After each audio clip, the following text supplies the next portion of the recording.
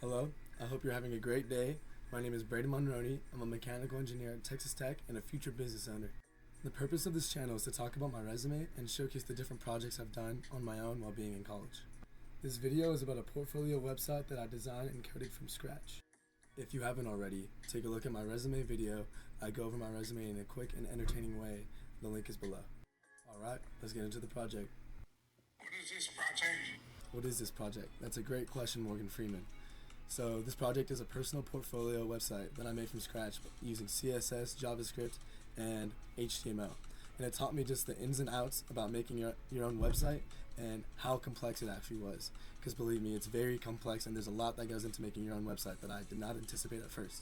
Personal portfolio websites are used all the time in the professional space, and I wanted to make my own.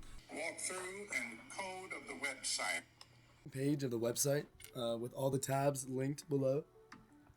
So yeah, we got the header up there. So the first one is about me, and it's just the layout. It's not completely finished, but yep, this is the about me. The resume, gotta update that, not my actual resume. Projects. Coming next. And a contact form. We're getting into the very exciting part, which is the code. Not very exciting, but you gotta do it, you know.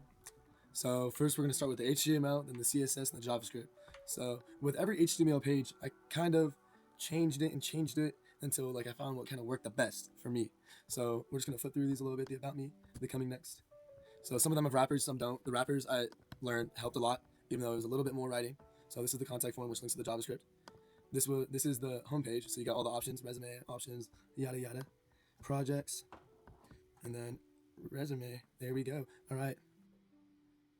Which is cascading style sheets, and it's the positioning and the style of every page. So at first, for the positioning, I use transform, which is I thought it was good at first, but it's very complicated and it doesn't really work too good.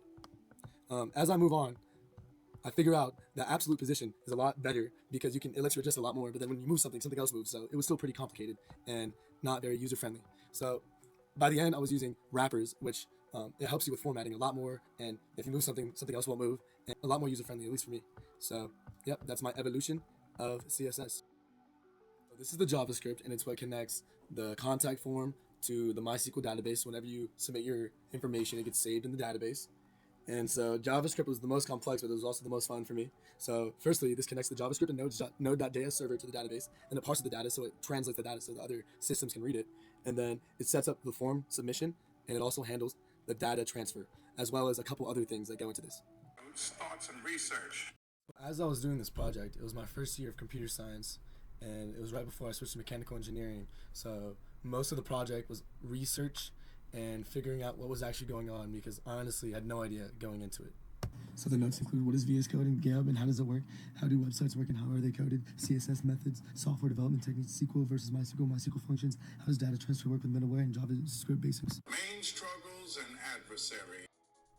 So with this project came a lot of struggles and a lot of adversity that I eventually overcame, but it was a struggle at first. So firstly, I didn't know anything about front end or back end coding, and that was just a major learning curve. I didn't know like what code went into it, like the structures, anything. So that took a lot of learning. Secondly, I relied too much on ChatGPT at first, and ChatGPT cannot do everything. It cannot see all of your code at once. And so with that, I tried to just keep plugging it in, and it didn't work. So I had to find my own methods and really learn the code in order to like make it effective. Thirdly, I found that CSS was very redundant and very touchy to the point where like you move anything and the whole thing is messed up, and I hated it a lot because of that. And then lastly, I realized that there's a lot more to data transfer than I originally expected, and this process took forever to figure out. What I learned in the process.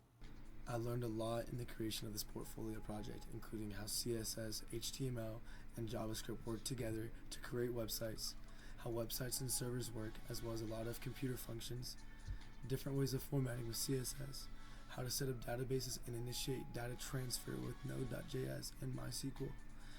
And I feel confident enough that I know enough basics to make my own website whenever I need to. I want to thank you for watching this whole video, and I know it was one of the long ones, but it was a huge project that I had a lot to cover. I encourage you to watch any of my other projects and watch my resume and reach out to me on my email or phone number with any inquiries you have. Have a good one.